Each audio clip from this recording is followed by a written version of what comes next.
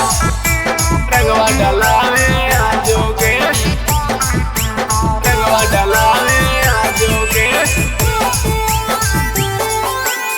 Music by Rahul Yadav.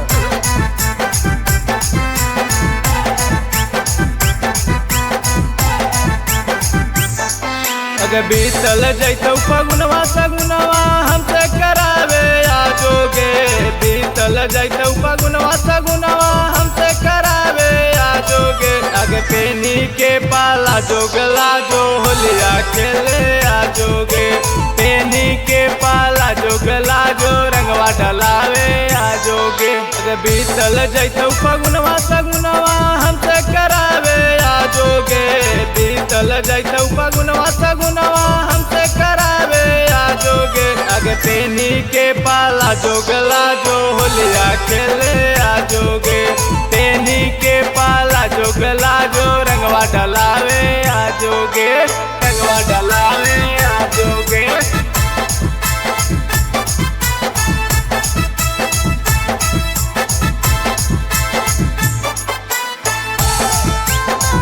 रंगवा डलावे आजोगे, रंगवा डलावे आजोगे। गलिया के रंगब तोहार ओठवा के लाली, कवनो जगहिया छोड़बौ न खाली, छोड़बौ न खाली।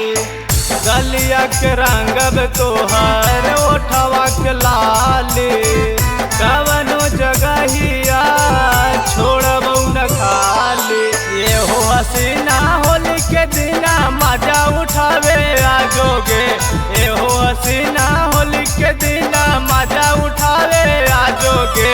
पेनी के पाला जोगला जो होलिया खेले आजोगे, पेनी के पाला जोगला जो रंगवा डलावे आजोगे, रंगवा डलावे आजोगे।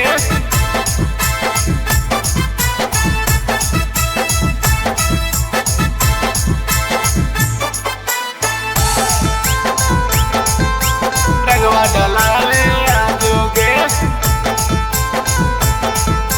रंगवा डलावे आजोगे।